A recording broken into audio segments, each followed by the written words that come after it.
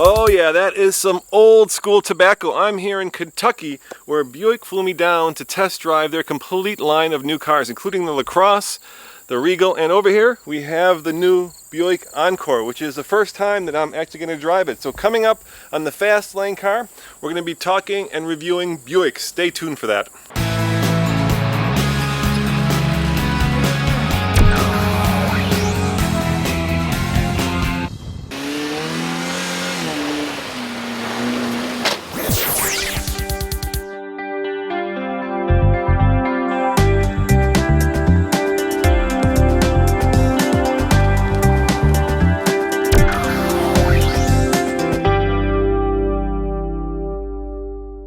Now, I wouldn't blame you if you were asking yourself, what is that strange car that Roman's standing next to? Well, let me give you a hint. If you were in Australia, this is the Holden Trax.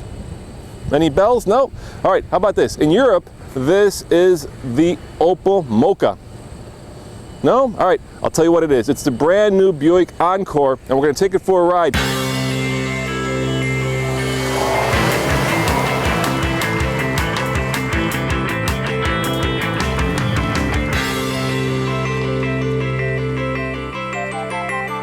To my eye, this car is a little top-heavy and perhaps a little overwrought. It does have the Buick DNA, and that means that there are things like fake hood louvers and, of course, the traditional Buick waterfall grille. Is it sexy? Really, that's in the eye of the beholder. I think it's a little bit frumpy. So under the hood of the Encore is a familiar engine. It's a 1.4-liter four-cylinder Ecotec that puts out 138 horsepower and 148 pound-foot of torque. Now, the reason it's familiar is because it's basically the same engine that you'll find in the Chevy Cruze. Now, in this particular application, it's paired to a 6-speed automatic transmission that can appropriate power to all four wheels.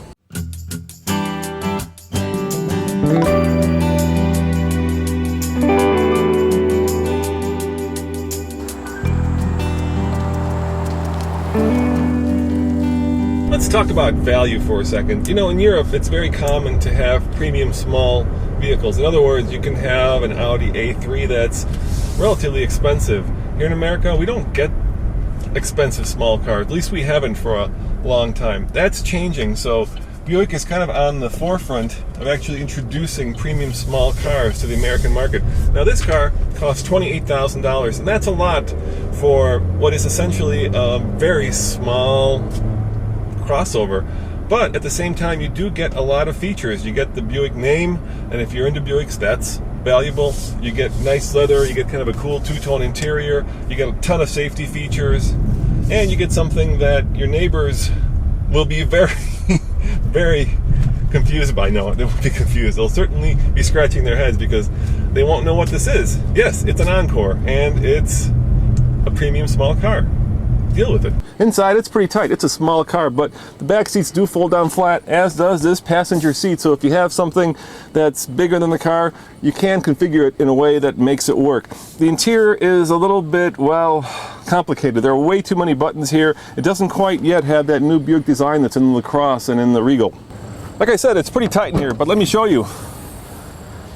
I think that Nathan would fit in here, just barely, but one of the cool features of the Encore is this cargo cover.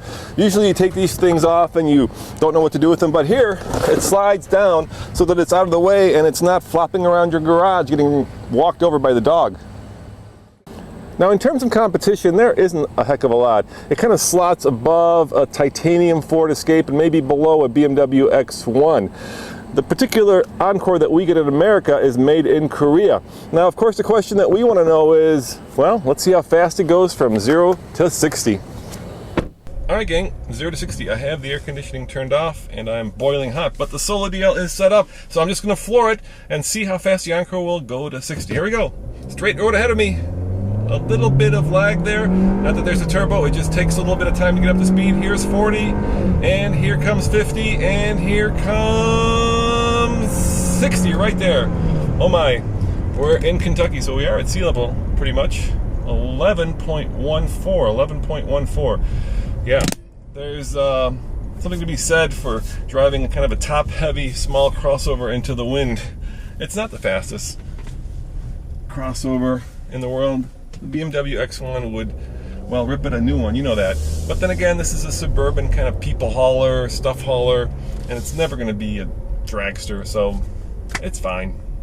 Buick flew me down here to test drive their full range of cars, and I've been behind the wheel of the Encore for about 10 minutes, and that's not fair to give it a complete buy it, lease it, rent it, or forget it rating. So we'll have to wait till we get into Colorado to have a complete TFL review. As always, this is Roman saying thanks for watching. See you next time.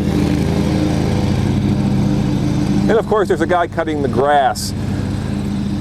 There's always something, ladies and gentlemen.